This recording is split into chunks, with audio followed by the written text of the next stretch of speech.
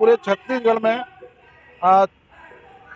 भाजपा सरकार के शासनकाल में बिगड़ते कानून व्यवस्था को लेके हम लोग धरना प्रदर्शन कर रहे हैं। और भारतीय जनता पार्टी के नेता आज पत्रकार वार्ता के माध्यम से शासन के जो नाकामी को पर्दा ढकने के काम उन लोग किए जा रहे हैं। हकीकत चीज तो उन लोग खुद देख रहे हैं कि आज छत्तीसगढ़ की स्थिति क्या है।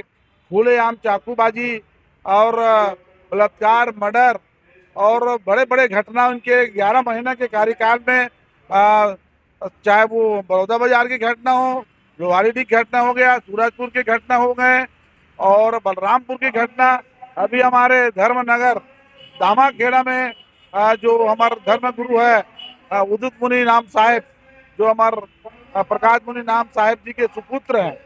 और वो जो घटना है दामाखेड़ा का, मैं खुद कल दामाखेड़ा गया हुआ था और रात को 12 बजे लौटा हूँ।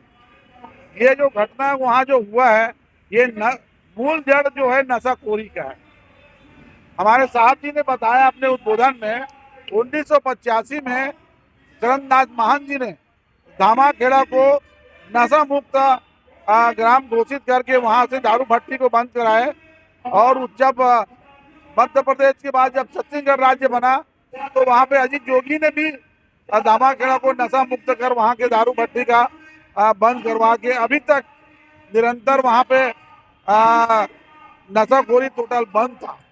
अभी भारतीय जनता पार्टी के शासन बनने के बाद खुद हम प्रकाश मुनि नाम साहब ने अपने उद्बोधन में बोला, पहले तो केवल लोग दारू पीते थे, अब इस गांव में बोले चरस और गांजा की बड़ी मात्रा में यहाँ खेप पहुंच रहे हैं और धड़ल्ले से लोग यहाँ पे नशाखोरी नया नया युवाओं को उसने बताया कि दामाखेड़ा में जो घटना हुए हैं उसमें केवल 24-25 साल के युवा लोग ही वहाँ पे उपद्रव किए हैं।